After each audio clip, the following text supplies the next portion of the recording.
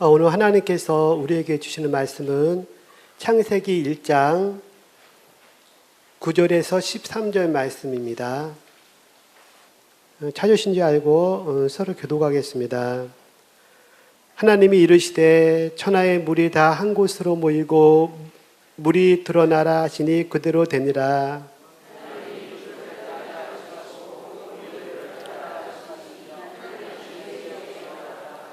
하나님이 이르시되 땅은 풀과 씨 맺는 천소와 각기 종류대로 씨 가진 열매 맺는 나무를 내라 하시니 그대로 되어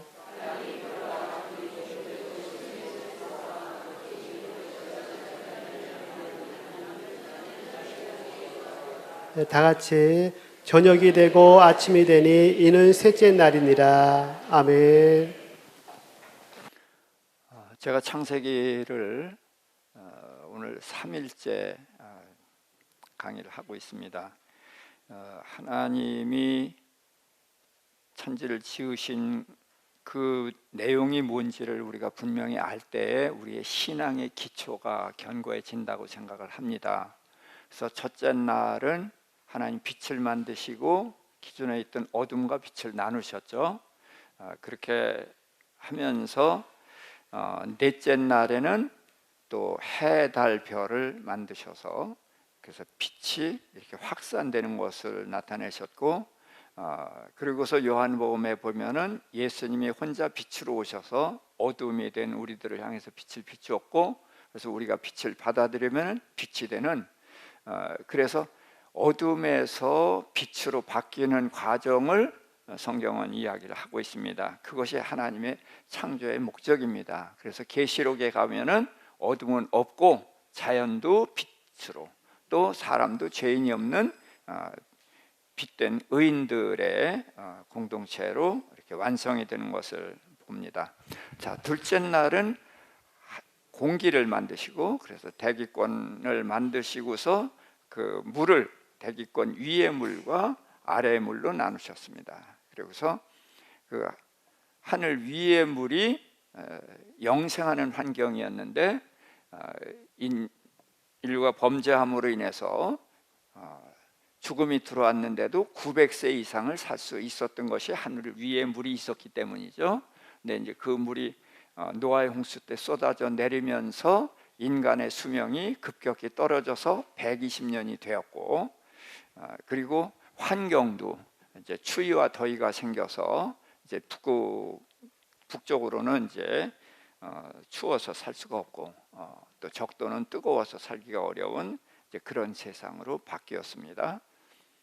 그리고 오늘 셋째 날인데요, 셋째 날은 하나님께서 물 속에 잠겨있던 땅을 드러냈습니다. 그래서 뭇을 물 밖으로 드러내서 뭇과 물로 나누셨습니다.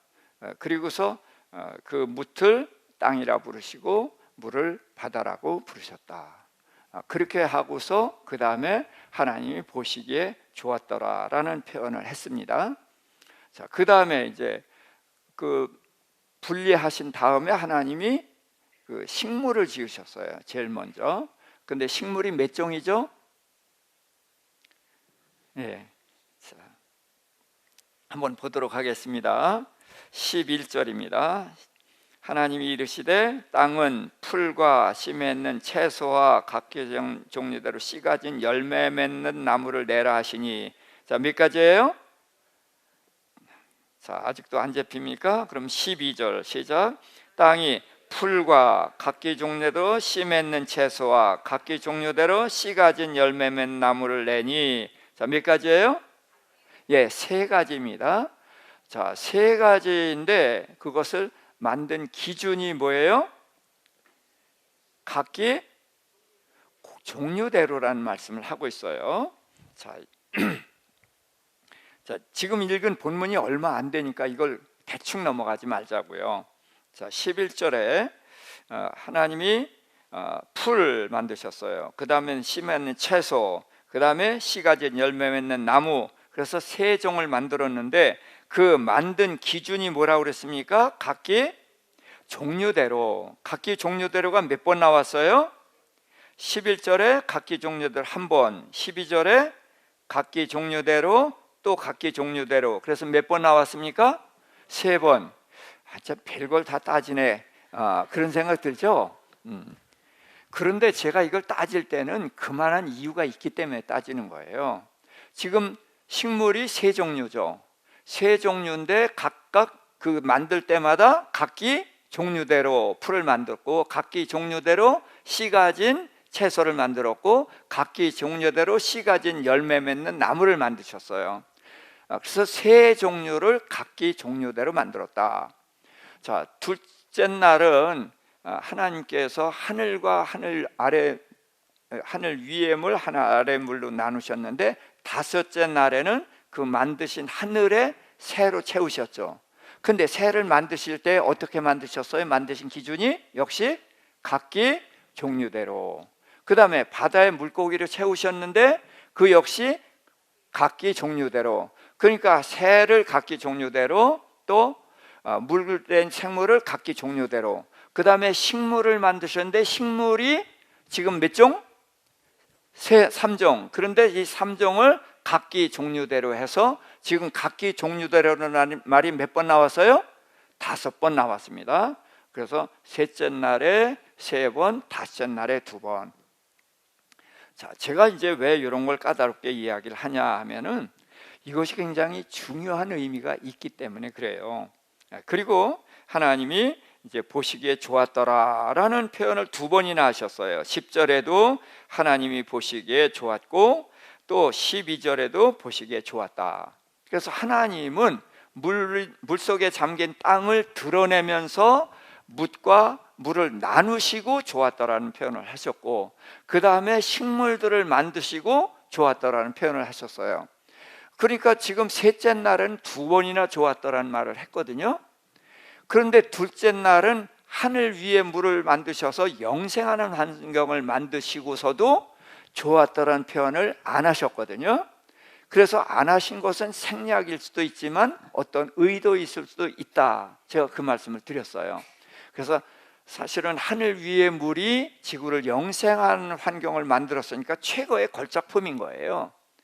그런데 그 하늘 위의 물이 결국은 인류를 심판하는 도구로 쓰임을 받을 것을 하나님은 내다보시니까 차마 좋았다라는 표현을 못하신 것이 아니겠는가, 저는 그렇게 생각한다고 말씀을 드렸습니다. 그런데 지금 여기 셋째 날을 보니까 좋았더라는 말을 2번씩이나 하신다. 그래서 하나님은 나누고 좋았더라 하시고, 그 다음에는 거기다가 채우시고 좋았더라는 말씀을 하시는 거예요. 그래서 하나님의 창조는 나누시고 채우시는 것이 하나님의 창조다. 자, 그걸 꼭 기억을 하시면 좋겠고요. 자, 이번에는 셋째 날이 있으니까 짝이 몇째 날이에요? 6째 날. 그래서 이제 6째 날을 좀 보도록 하겠습니다. 24절부터예요. 시작. 하나님이 이르시되 땅은 생물을 그 종류대로 내되 가축과 기는 것과 땅의 짐승을 종류대로 내라 하시니 그대로 되니라. 하나님이 땅의 짐승을 그 종류대로, 가축을 그 종류대로, 땅에 기는 모든 것을 그 종류대로 만드시니 하나님이 보시기에 좋았더라. 일단 여기까지만 하십시다. 지금 뭘 만드셨어요? 하나님이 땅에 동물들을 만드셨어요. 그러니까 셋째 날 뭘 하셨어요? 하나님이 땅을 드러내셨죠. 그러니까 땅을 드러내셨으니까 6째 날 그 땅에다 생물들을 만드시는데, 자, 생물들이 몇 종류예요? 24절 다시 읽습니다. 땅은 그 생물을 그 종류들을 내되 가축과 기는 것과 땅의 짐승을 종류대로 내라. 몇 종류예요? 3종류. 그래서 사람이 기를 수 있는 가축 종류가 하나 있고, 그 다음에 기는 것은 꼭 뱀 그런 것만이 아니라 메뚜기나 이런 곤충들도 기는 것이라고 하고, 또 뭐 쥐나 뭐 이런 것들도 성경에 보면 그걸 기는 것에 포함을 시켰어요. 그래서 땅바닥에서 그냥 사는 종류를 이제 기는 것, 그렇게 말씀을 하셨고, 그 다음에는 야생 동물. 그래서 동물을 3종류로 만드셨어요. 자, 그런데 그 동물들을 만든 기준이 뭐예요? 종류대로예요. 자, 그런데 이제 24절부터 25절까지 종류대로가 몇 번 나오나를 세십시다. 시작. 하나님이 이르시되 땅은 생물을 그 종류대로 내되 가축과 기는 것과 땅의 짐승을 종류대로 내라 하시되 그대로 되니라. 하나님이 땅의 짐승을 그 종류대로, 가축을 그 종류대로, 땅에 기는 모든 것을 그 종류대로 만드시니 하나님이 보시기에 좋았더라. 아멘. 자, 몇 번 나왔어요? 5번. 종류는 몇 가지? 3가지. 종류가 3가지면 각기 종류도 3가지면 충분하잖아요. 그런데 5번을 했다는 거예요. 그러면 왜 5번씩이나 했는가? 창세기 1장에 내용도 뭐 이렇게 많지 않은데 각기 종류대로를 왜 이렇게 많이 썼을까? 제가 도마니까 그게 의심스러워 가지고 생각해 본 거거든요. 자, 그러니까 생각해 봅시다. 셋째 날 식물을 만드신 기준이 뭐? 각기 종류대로 몇 종? 3종, 3종입니다. 그런데 각기 종류대로 3번. 그 다음에 5째 날 하늘의 새를 각기 종류대로 4번. 그 다음에 물의 생물들을 각기 종류대로 5번 했어요. 그 다음에 땅의 생물의 종류가 몇 가지? 3가지. 그러면 3번만 하면 되는데 5번을 하셨단 말이죠. 그래서 각기 종류대로가 모두 몇 번? 10번. 자, 도대체 각기 종류대로라는 말을 왜 이렇게 많이 하셨을까? 근데 성경의 숫자는 의미가 있거든요. 하나님은 이제 이 성경에서 이 숫자의 의미를 우리에게 이제 깨우쳐 주시는 것들이 있는데, 일반적으로 이제 하나는 유일하신 하나님을 나타낸다, 이제 그렇게 표현을 하고요. 둘은 증인, 한 사람의 증인으로는 안 된다. 그래서 2사람의 증인이 있어야 된다. 그리고 셋은 하늘을 나타내고 4는 땅을 나타내요. 그래서 하늘과 땅을 합친 수 7을 완전수라고 하는 거거든요. 완전수, 하나님의 수. 근데 완전수에서 하나를 빼면 몇이에요? 6. 6을 무슨 수라고 해요? 6은 사람의 수, 짐승의 수, 마귀의 수. 그래서 사람과 짐승과 마귀가 같은 줄에 있어요. 하나님의 수에서 하나가 모자라는 거예요. 그게 같은 줄에 있다. 그러니까 뭔가 부족한 존재가 사람과 짐승과 마귀인 거예요. 그 다음에 7에다가 하나를 더하면 몇이에요? 8. 이 8이란 숫자가 성경에 드물게 나오는데, 이 8이란 숫자는 하늘나라를 나타내는 숫자예요. 할례를 며칠 만에 해요? 8일 만에. 그 할례가 뭐예요? 하나님의 약속을 믿는 표거든요. 그리고 예수님이 산상수훈에서 복을 말씀하셨는데 몇 복? 8복. 그 복이 땅의 복이에요? 하늘의 복이에요? 하늘의 복이에요. 그래서 성경의 8은 하늘나라를 나타내는 수다. 자, 예수님이 부활하신 날이 언제예요? 안식일 다음 날. 일주일은 며칠이에요? 7일. 그래서 일주일이 안식일이 끝이었어요. 그런데 안식일 다음 날, 그러니까 이게 몇 번째 날이에요? 8번째 날. 일주일은 7밖에 없어요. 다시 1로 돌아가는데, 예수님이 부활하신 날은 8. 8은 이 세상에 있는 거예요, 없는 거예요? 없는 거예요. 일주일은 7일인데 8일이 나온 것은 하늘나라가 시작됐다. 부활이 이 세상에 있어요, 없어요? 부활이 이제까지, 내가 이제 자, 이제까지 부활이 있었어요, 없었어요? 없었어요. 근데 예수님이 1호로 부활을 하셨죠. 그렇죠? 그러니까 이 세상에 없던 일이 시작됐잖아요. 그게 바로 하늘나라 시작된 날이거든요. 그래서 8은 하늘나라를 나타내는 수다.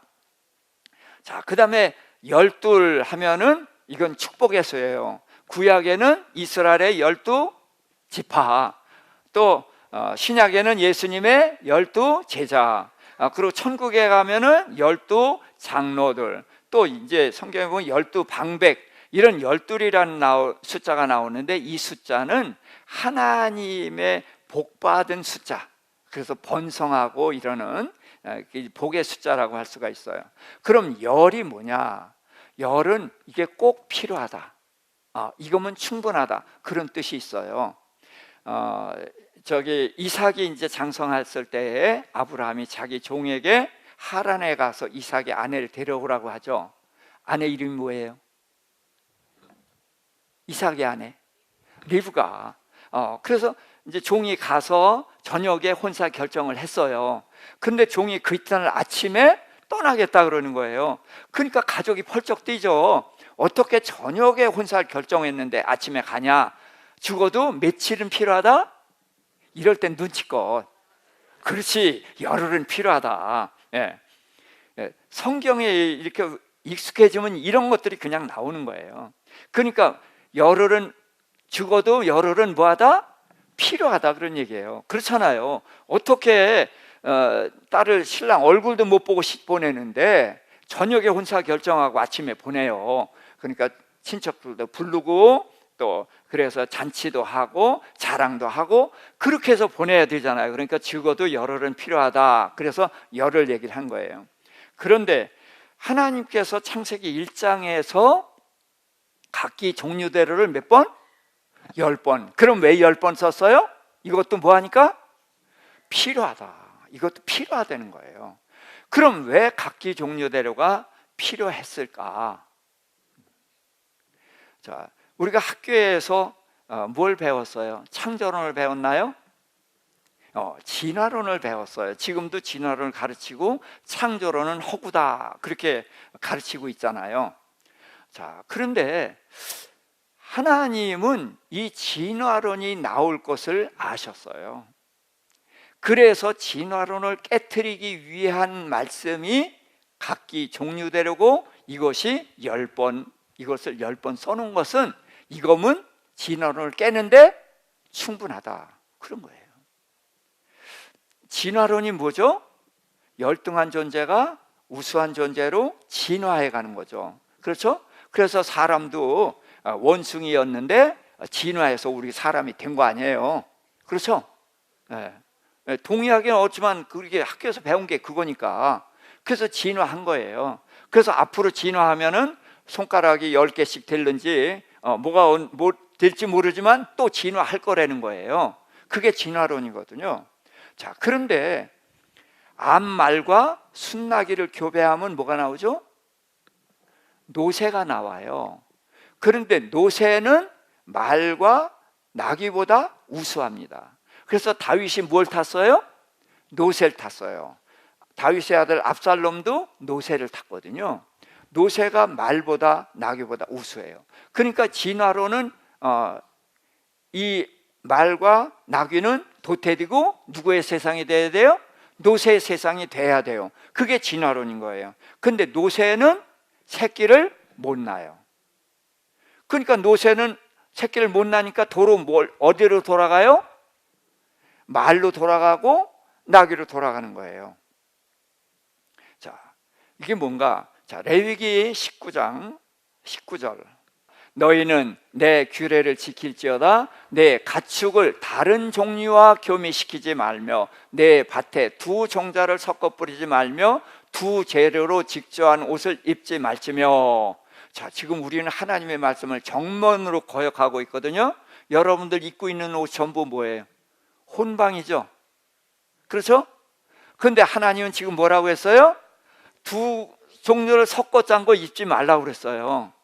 그런데 하나님이 저거 말씀을 하신 것은 혼방 입지 말아라, 그런 뜻이 아니라 하나님이 창조한 것을 섞지 말라, 그런 뜻이에요. 그래서 두 종류를 섞지 말라. 자, 창세기에서는 각기 그 식물이고 동물이고 각기 뭘로? 종류대로. 하나님은 종류대로 만드셨는데 이 종류를 다른 걸로 섞지 말라는 거예요. 그러니까 말과 나귀를 섞어서 노새를 만들지 말라는 거예요. 그런데 왜 그렇게 말씀을 하시느냐?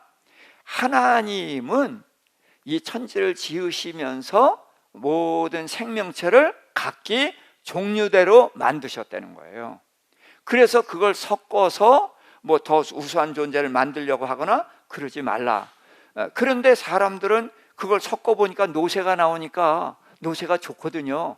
그러니까 압살롬도 타고 그 다윗도 탔어요.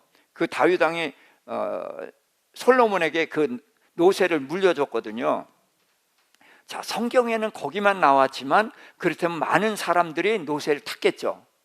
근데 그렇게 우수한 것이면은, 진화론이라면은 노새가 더 발전해서 노새 세상이 되고 말과 나귀는 도태돼서 없어져야 되잖아요. 그런데 그렇게 안 되고 말과 나귀로 돌아간다는 거죠. 이게 무슨 얘기예요? 하나님께서는 세상의 모든 생명체를 각기 종류대로 만들었다. 그래서 말은 말이고 나귀는 나귀지, 그게 말과 아니에요. 그런데도 그걸 섞으면은 비슷한 게 뭐 나오긴 하지만, 그러나 그것이 더 발전하지 않고 말과 나귀로 돌아간다. 요즘 사파리라고 해서 사자와 호랑이를 많이 기르잖아요. 그래서 이것들을 기르면 이게 고양이 과가 돼가지고 서로 연애해서 새끼를 낳는 경우가 있다는 거예요. 그래서 아버지가 사자임은 호랑이와 교배해서 나온 게 라이거, 또 아버지가 호랑이면 타이론, 이런 새끼들이 나오는데 이 새끼가 굉장히 강화되는 거예요. 그래서 호랑이와 사자를 이긴다는 거죠. 자, 그러면은 진화론이면은 이 세상은 누구의 세상이 돼야 돼요? 라이거, 타이론의 세상이 돼야 되죠. 그런데 그건 역시 새끼를 못 낳아요. 그러니까 진화론은 뭐다? 허구다. 진화론은 허구인 거예요. 생명체는 하나님이 각기 종류대로 만들었기 때문에 그 종류대로 사는 것이지, 그것이 다른 종류와 섞여서 진화하고 이런 것이 아니다. 적응을 하는 것은 있어요. 선교사들이 이제 뭐 외국에 나가서 오래 있다가 돌아오면은 그 지방 사람 비슷하게 변해요. 자, 근데 그거는 진화가 아니고 그건 뭐예요? 적응이에요. 예. 그래서 진화와 적응, 이거는 분명히 다른 것입니다. 그래서 하나님께서는 진화론을 깨트리시기 위해서 각기 종류대로라는 말을 10번을 했다. 그러면 이제 왜 10번인지 이해가 되시죠? 예? 자, 그러면은 이제 그 다음에 26절부터 28절까지, 예, 하나님이 이르시되 우리의 형상을 따라 우리의 모양대로 우리가 사람을 만들고 그들로 바다의 물고기와 하늘의 새와 가축과 온 땅과 땅에 기는 모든 것을 다스리게 하자 하시고, 하나님이 자기 형상 곧 하나님의 형상대로 사람을 창조하시되 남자와 여자를 창조하시고, 하나님이 그들에게 복을 주시며 하나님이 그들에게 이르시되 생육하고 번성하여 땅에 충만하라, 땅을 정복하라, 바다의 물고기와 하늘의 새와 땅에 움직이는 모든 생물을 다스리라 하시니라. 아멘. 자, 뭘 만드신 이야기예요? 사람을 만드신 이야기예요. 그래서 사람도 각기 종류대로 만드셨죠? 예? 사람은 각기 종류대로에 포함되지 않아요. 근데 하나님이 우리의 형상, 우리의 모양대로 사람을 만들었는데, 그럼 우리의 형상, 우리의 모양이 뭐죠? 형상이라는 단어는 젤렘이라고 그러는데 그림자 또는 이미지, 그런 뜻이에요. 또 모양은 데무트라는 단어인데 역시 닮았다, 유사하다, 그런 뜻이에요. 그러니까 하나님의 형상과 하나님의 모양을 따라서 사람을 만든 것은 하나님을 닮게 사람을 만들었다, 그런 뜻이에요. 자, 그럼 모양과 형상이 도대체 뭐냐? 그거를 창세기 5장 3절입니다. 시작. 아담은 130세에 자기의 모양 곧 자기의 형상과 같은 아들을 낳아 이름을 셋이라 하였고, 그래서 아담이 셋을 낳은 이야기인데, 셋이 아담의 누구예요? 아담의 누구? 아들. 자, 아들인데 아들이 어떻게 생겼다고요? 자기 모양, 자기 형상. 그러니까 셋은 누구 닮았어요? 아담 닮았어요. 그러니까 아들이 모양과 형상이죠. 그렇죠? 그러면 하나님이 자기 모양, 자기 형상대로 사람을 만들었으니까 사람은 하나님의 누구? 아들을. 그래서 우리는 지음 받을 때 하나님의 아들로 지음을 받았어요. 또 이제 뒤에 가서 볼까요? 창세기 6장 3절. 하나님의 아들들이 사람의 딸들의 아름다움을 보고 자기들이 좋아하는 모든 여자를 아내로 삼는지라. 자, 하나님의 아들은 누구고 사람의 딸은 누구인가? 이제 이렇게 성경 읽다 보면 이제 복잡한 것이 나와요. 그런데 하나님의 아들은 누구냐 하면 아담이 하나님의 아들이었죠. 그렇죠? 아담의 셋을 낳고 셋이 또 이제 대를 이어서 이제 노아, 또 셈의 후손으로 해서 아브라함, 이게 이제 하나님의 아들들의 족보예요. 그런데 하나님의 아들들은 창세기에 이제 지금 5장에 나오는 족보가 하나님의 아들들의 족보인데, 그럼 사람은 누구냐? 사람이. 가인이 아벨을 죽였죠. 그랬더니 이제는 너는 농사하는 자가 되지 못하고 나그네가 될 거다. 그랬더니 사람들이 나를 죽일까 봐 두렵습니다. 그런데 하나님은 너를 해칠 자가 없다. 왜? 내가 너에게 표를 주는데 너를 해치면은 벌을 7배나 받는다. 그랬어요. 그러니까 그 가인을 보면은 가인의 얼굴에 써 있거든요. 그 당시는 하나님과 대화하는 시대니까 가인을 보면 이 사람은 살인자인데 이 사람을 해쳤다가는 가인이 받는 벌의 7배를 받게 돼. 그러면 가인을 해칠 사람이 있어요, 없어요? 없어요. 그런데 가인은 하나님을 떠나서 자기가 성을 쌓았어요. 그러니까 성을 왜 쌓아요? 내가 나를 지키겠다는 거예요. 그러니까 가인은 하나님을 거리로만 떠난 게 아니라 마음으로도 떠났어요. 그러니까 가인이 하나님을 떠났으니까 하나님의 자녀라고 이제 할 수가 없죠. 그렇죠? 스스로 하나님과의 관계를 단절했으니까. 그럼 뭐라고 불러야 돼요? 그래서 사람이라고 부르는 거예요. 그래서 가인의 후손은 하나님과 단절됐기 때문에 사람의 후손. 그래서 가인의 후손은 하나님 없이 살았으니까 뭐를 위해서 살았겠어요? 육체를 위해서 살았고. 그래서 하나님의 아들들은 그래서 하나님을 섬기면서 하나님의 자녀로 살아왔으니까 그들은 거룩한 삶을 살았고 사람은 짐승처럼 살아왔다는 거예요. 그런데 10대가 지날 때쯤, 노아 때가 이제 10대가 지났는데 그때쯤에는 이제 이들이 서로 만났는데 완전히 다른 존재가 화합하면서 하나님의 아들들이 사람의 딸들의 아름다움을 봤다. 그런데 어떤 아름다움을 봤겠어요? 육체의 아름다움, 소위 말해서 요즘 말로 섹시하다는 그런 아름다움을 보고 결혼했어요. 그런데 하나님의 아들의 영향이 사람의 딸들에게 갔을까요? 사람의 딸들의 영향이 하나님의 아들을 쓰러뜨렸을까요? 예. 그래서 세상은 남자가 정복해요. 그래서 영웅은 다 남자예요. 근데 영웅은 누가 정복해요? 여자가 정복해요. 그래서 하나님은 여자를 굉장히 경계합니다. 그래서 가나안 땅에 들어가서도 가나안 땅 여자랑 절대로 혼인하지 말라 그러는데 이 하나님의 백성들이 그 말을 어겨가지고 결국은 여자로 인해서 망하는 게 이제 아담뿐이 아니라 대대로 망합니다. 대대로. 자, 그래서 하나님의 아들이란 말이에요. 우리는. 그렇죠? 본래가. 또 이사야서 1장 2절도 한번 보겠습니다. 하늘이여 들으라, 땅이여 귀를 기울이라. 여호와께서 말씀하시기를 내가 자식을 양육하였거늘 그들이 나를 거역하였도다.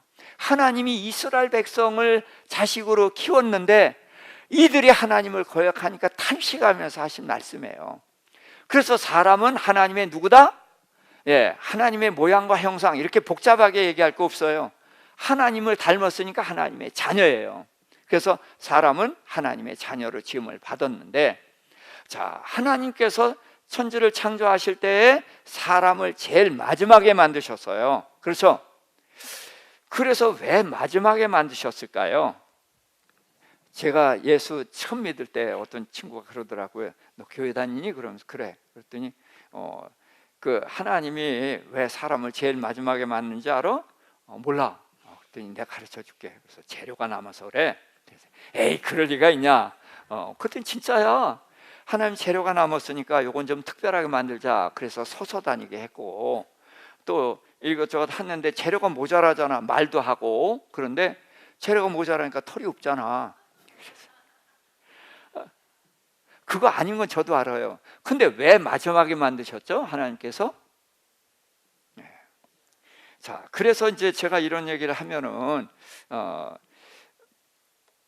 저는 여러분들이 생각 안 했던 것을 생각하게 해주잖아요. 그렇죠?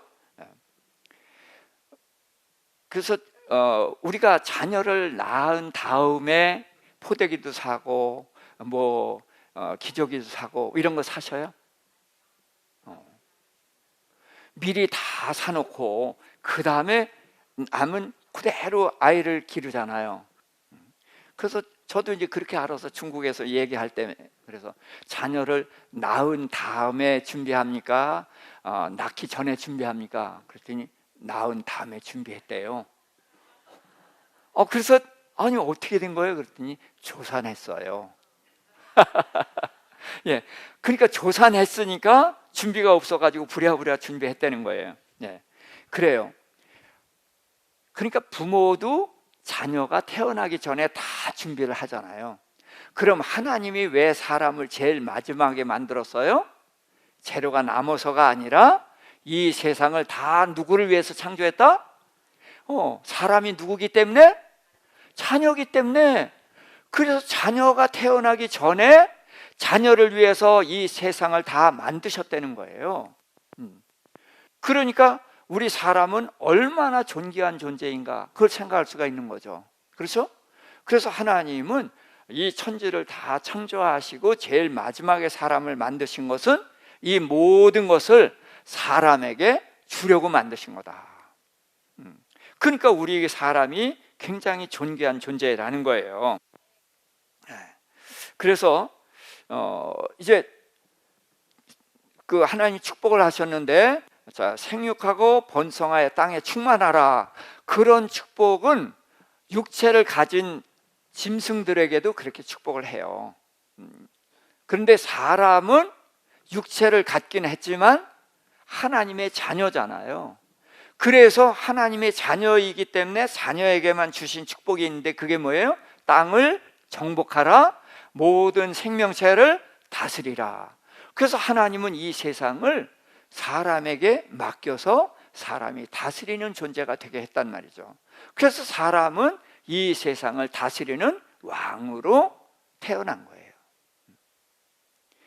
그래서 하나님은 이제 이 세상을 다 주셨는데, 자, 그러면서 이제 또 뭘 하셨냐 하면 먹는 거를 정해 주셔요. 먹는 거를 정해 주시는데 여기를 이제 한 번 더 읽겠습니다. 28절부터 31절까지.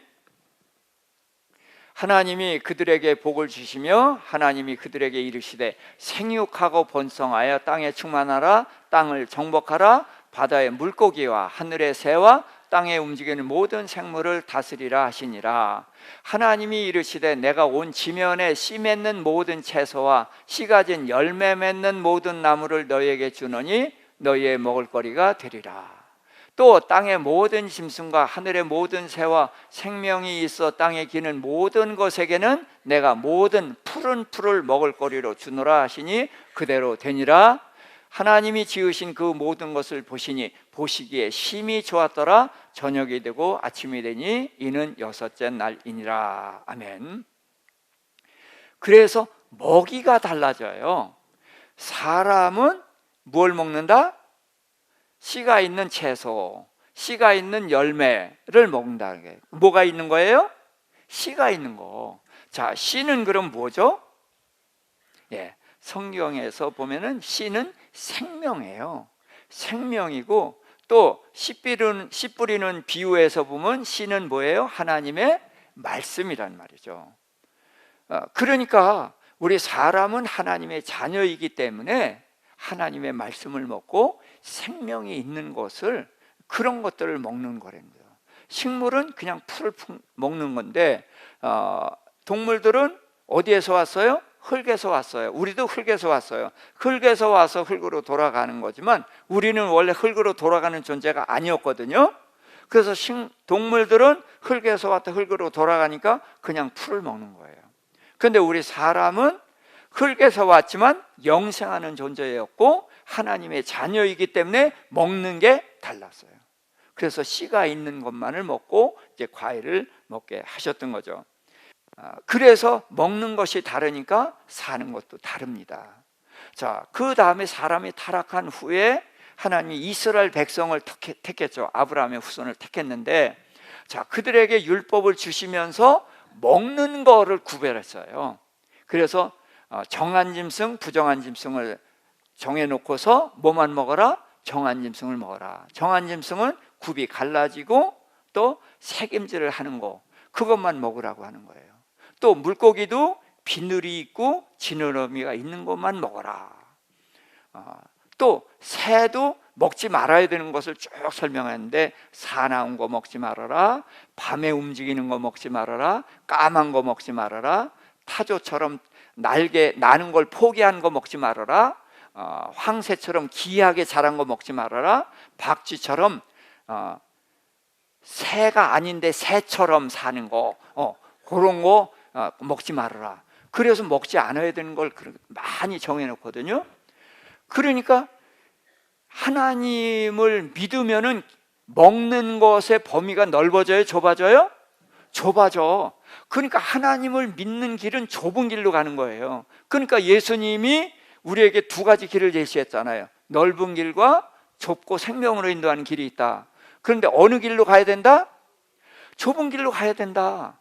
그러니까 길도 좁은 길이고 먹는 것도 좁아지는 거예요.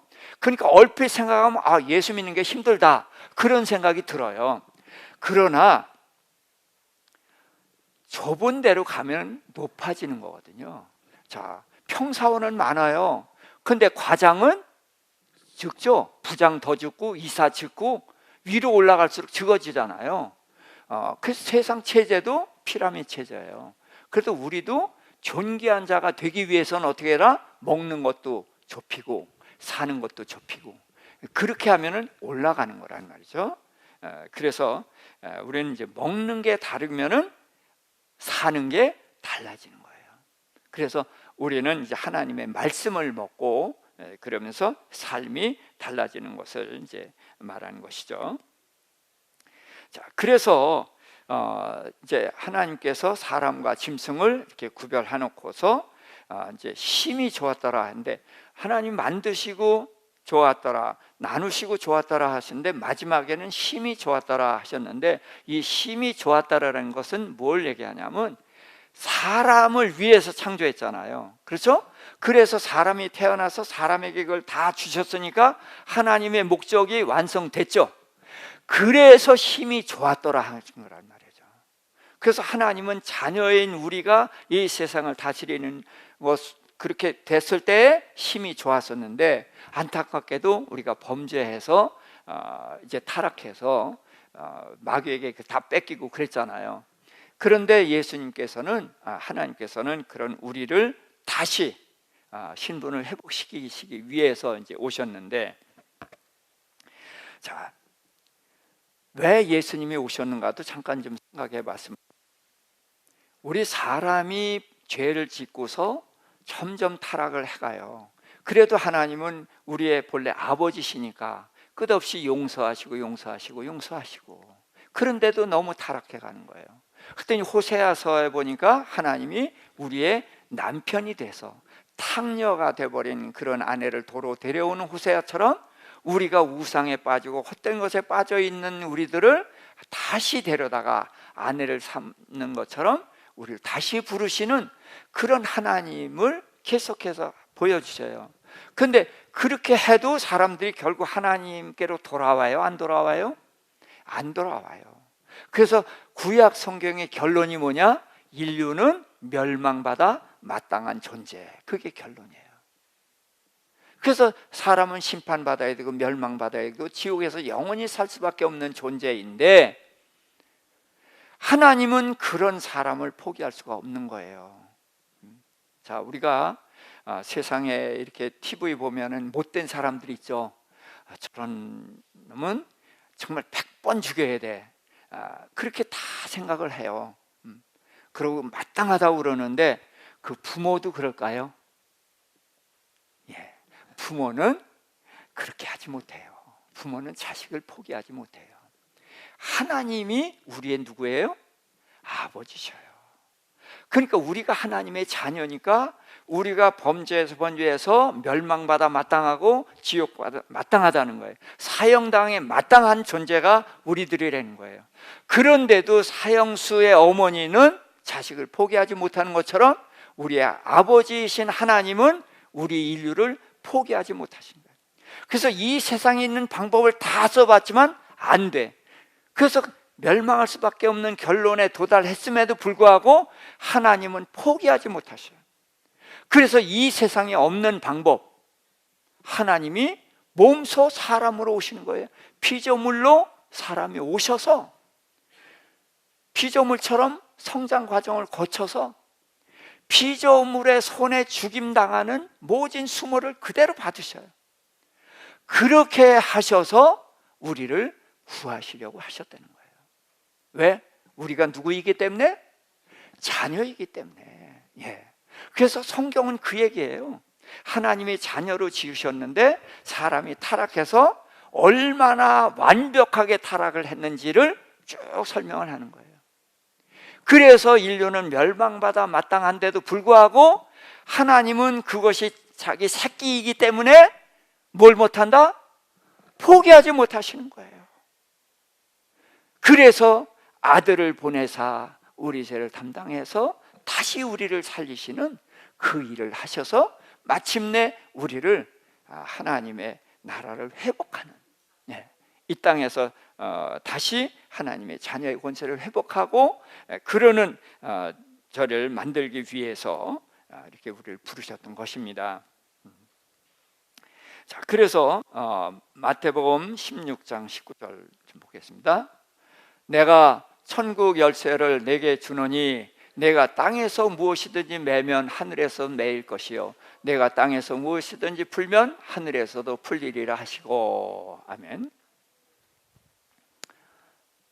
자, 이게 언제 말씀이냐면 마태복음 16장은 가데스 바네아라는 곳에서 예수님이 제자들에게 물으셨어요. 사람들이 나를 누구라 하느냐? 그랬더니 어떤 사람은 엘리야, 어떤 사람은 선지자라고, 어떤 사람은 그 선지자라고 하고 이제 그럽니다. 그랬더니 너희는 나를 누구라 하느냐 물으셨죠. 그랬더니 베드로가 주는 그리스도시요 하나님의 아들입니다라는 고백을 했어요. 그러자마자 예수님이 하신 말씀이 내가 이 땅에 뭘 세우겠다?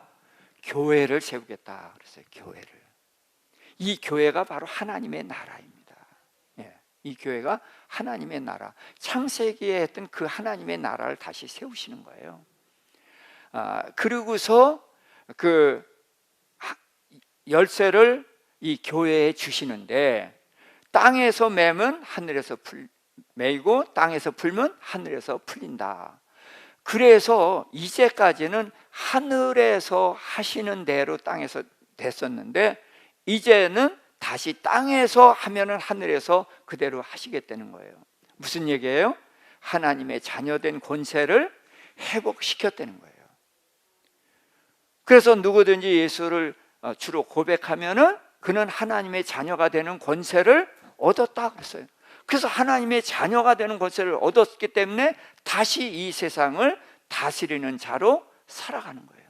근데 구약 시대와 다스리는 방법 이런 건 좀 달라지지만 우리가 다시 하나님의 자녀의 신분을 회복하는 것이 예수님이 오신 거라는 거예요.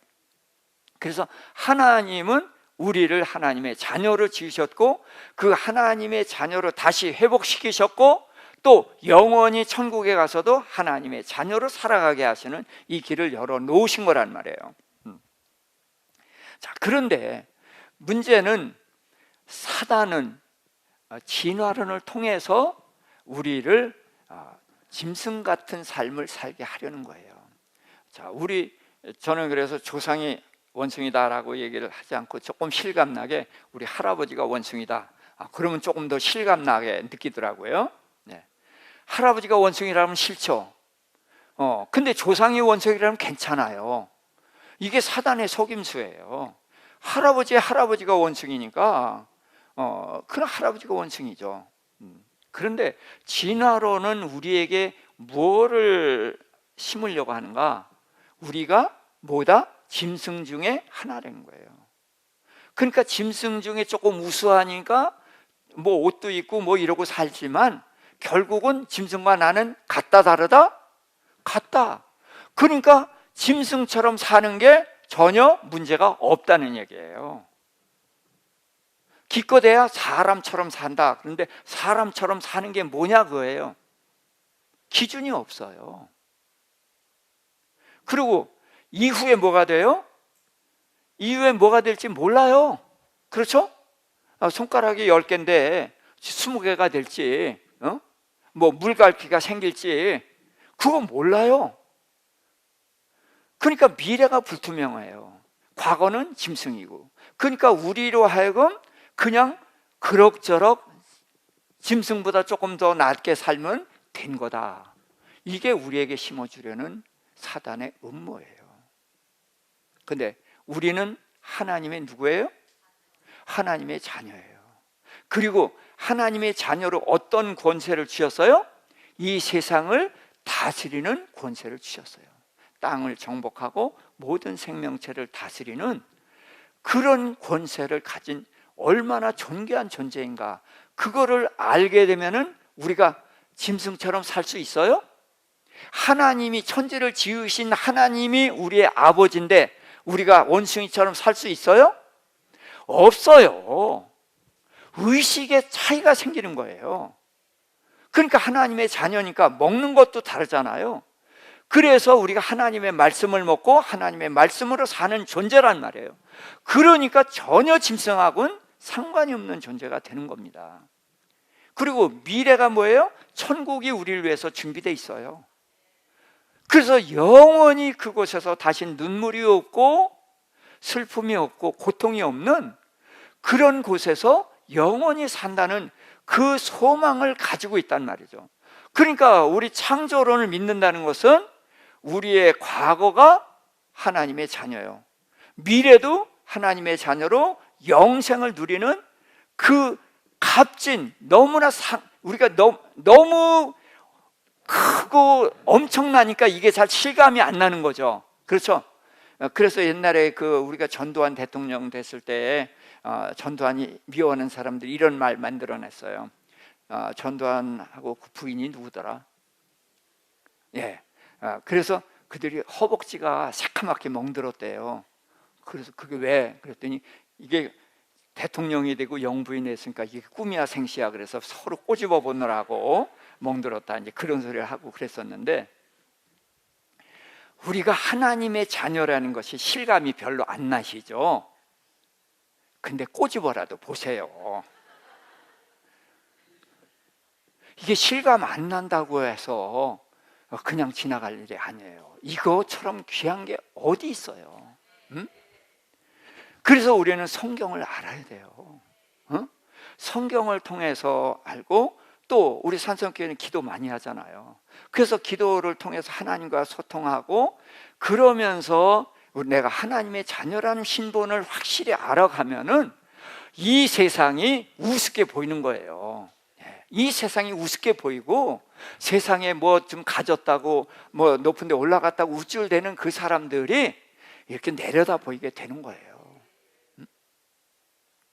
그래서 우리는 하나님의 자녀로 지음을 받은 존재고, 우리가 타락했었지만 다시 하나님이 이 세상에 없는 방법, 하나님이 몸소 오셔서 십자가에 달려 죽으시고 부활하심으로 우리를 다시 구원하셔서 하나님의 자녀의 신분을 회복시켰고 영원한 하늘나라를 우리를 위해서 예비해 놓고 계시다는 거죠. 이것이 창조를 믿는 자의 의식인 거예요. 그래서 이것이 믿어지면 우리가 사는 모습이 달라지겠어요? 똑같겠어요? 달라지는 거예요. 그래서 나는 우리의 자녀들에게 창조론을 가르쳐야 된다고 생각하는데, 그냥 덮어놓고 믿어. 제가 청년 때, 고등학교 때 교회를 다녔었어요. 그런데 그때 뭐 이런 진화론, 학교에서 진화론 배웠는데요. 그러면은 야야 덮어놓고 믿어 그랬지 설명을 아무도 안 해줬어요. 그러니까 군대 가서 성경 덮어놓고 세상으로 나갔죠. 제가 덮어놓고 믿으려니까 성경 덮고 나갔죠. 제가 여러분들에게 성경을 자꾸 이야기하는 건 뭐냐면 성경을 알면은 우리의 눈이 떠져요. 하나님이 보이고 하늘나라가 보여요. 내가 누구인지도 알게 되고 어떻게 살아야 되는지도 알게 되는 거예요. 그래서 제가 성경을 뭐 창세기 1장 가지고 사흘씩이나 하니까 아이고 지루하게 그럼 이게 성경 어느 세월에 이거 이제 그러겠나 하는데 요 앞부분에서 조금 시간이 오래 걸립니다. 뒷부분은 또 굉장히 빠르게 갈 수가 있어요. 그래서 여기는 반드시 알아야 되기 때문에 그렇게 말씀을 전하는 것입니다. 자, 그래서 이제 우리가 창조론이 그냥 있는 게 아니라 성경이 능히 증명하고 있거든. 진화론이 허구라는 것을 각기 종류대로 10번을 써놔서 이게 허구라는 것을 말씀하고 계셔요. 그리고 우리가 하나님을 만나는 체험이 있게 되면은 그 나머지는 뭐 더구나 확실하잖아요. 네, 그렇게 되는데, 자, 그럼 사람과 짐승의 차이가 뭘까요? 우리가 이제 믿지 않는 사람에게 전도를 한다고 그래도 그렇고, 사람과 짐승의 차이, 뭐 서서 다닌다, 말한다. 근데 말 안 하면 짐승이에요? 그럼 벙어리인 짐승이에요? 예, 말을 안 해도 사람이에요. 그렇죠? 예. 사람과 짐승의 차이를 저는 사람은 만족을 모르는 존재다, 그렇게 말을 하고 싶어요. 예. 제 넥타이 이쁘죠? 예, 제 아내가 사준 건데요. 예. 그런데 이것도 이제 몇 번 매고 나면은 기쁨이 어떻게 돼요? 없어져요. 새 옷을 입어도 그렇고 좋은 집에 이사 가서 참 기뻤는데 그 집은 그냥 있어도 시간이 지나면은 마치 모래를 한 움큼치었다가 조금 있다 펴보면 다 빠져나가 없는 것처럼 기쁨이 없어지고 만족이 없어져요. 그래서 사람은 만족을 모르는 존재, 동의되시죠? 근데 왜 만족을 모를까요? 짐승은 만족을 하는데 왜 사람은 만족을 모를까요? 또 이제 사람은 영이 있다, 이제 그 얘기를 다 하시고 싶어 하시죠. 근데 영이 보여요? 네, 만져져요? 냄새 나요? 뭐라고 설명할 수가 없어요. 그렇죠? 우린 영이 있다는 것을 알고 믿지만 다른 사람들에게 보여줄 수가 없어요. 그러니까 영이 있다고 얘기하면 그건 너네들끼리 하는 얘기고, 그래서 그들은 들으려고도 하지 않아요. 근데 사람은 만족을 모르는 존재다, 그건 맞죠? 또 하나, 사람은 종교가 있어요. 그래서 누구든지 신이라는 존재를 인정한다는 거예요. 왜 그래요? 우리에게 뭐가 있기 때문에? 영이 있기 때문에. 그래서 짐승들은 육체의 욕구가 채워지면 만족하고 또 그들의 혼적 욕구가 채워지면 만족하는 거예요. 근데 사람은 영이 있기 때문에 이 세상적인 거, 육체의 욕구, 혼의 욕구로서 만족할 수가 없는 거예요. 영이 있기 때문에. 이건 무의식이라 못 느끼지만 이게 채워지지 않으니까 세상 것 가지고 만족을 못 하는데, 하나님을 만나게 되면은 비로소 만족할 수가 있거든요. 그래서 사람은 세상의 것 가지고 만족할 수 없는 존재다. 그래서 하나님을 만나야만 비로소 만족하는 존재다. 그것이 우리 사람이 하나님의 자녀라는 증거인 거예요. 그래서 우리는 이 하나님이 우리를 자녀로 지으셨다는 이걸 분명한 의식을 갖고 우리 자녀들에게 그 의식을 심어줘야 되는 것이고, 그래서 우리의 자녀들이 이 의식을 가지고 살아갈 때에 세상을 이기는 자로 살아가는 것이죠. 예. 그리고 또 우리 자녀들에게 성경을 부지런히 가르치세요. 예, 성경을 알게 되면은 성경이 이게 고등학문이거든요. 바울이 뭐라고 했어요? 세상의 학문을 초등학문이라고 써요. 성경은 고등학문입니다. 고등학문을 알게 되면은 세상의 학문이 이렇게 내려다 보여요. 유대인들이 세상을 정복한 것은 두 가지입니다. 하나는 그들은 질문을 해요. 끊임없이 질문을 하고 질문을 존중해 줍니다. 그리고 또 하나는 뭐냐? 어려서부터 4살, 5살 때부터 성경을 암송해요. 그래서 모세 오경을 다 암송을 합니다. 저는 성경 암송하는 구절이 아마 지금 다 해도 100 몇 구절밖에 안 될 거예요. 그것도 이제 다 까먹고 없어지는데, 이들은 모세 오경 자체를 암송을 하는 거예요. 어렸을 때 하면 이게 가능합니다. 저도 시골에 살 때 초등학교 천자문을 다 암송을 했어요. 근데 지금은 그 하나도 모르죠. 그러니까 어렸을 때의 암기 능력이 있기 때문에 그때의 이 머리를 이쪽으로 활용하게 되면은 뇌가 깨이고, 성경 구절은 고등학문이기 때문에 고등학문을 내가 가지고 있게 되면 세상 것이 이렇게 내려다보게 되는 거예요. 그래서 나는 성경을 아는 것은 고등학문을 아는 것이고, 그러면 세상을 내려다보면서 살아갈 수가 있다. 우리 교회는 기도하는 교회니까 기도에 말씀이 같이 가면은 이보다 더 강한 교회가 없는 거예요. 그래서 제가 성경을 좀 강조합니다. 그래서 그렇게 좀 이해를 해주시고 말씀을 정리하겠습니다. 하나님께서는 모든 생명체를 각기 종류대로 만드셨어요. 근데 사람은 하나님의 자녀로 지음을 받았습니다.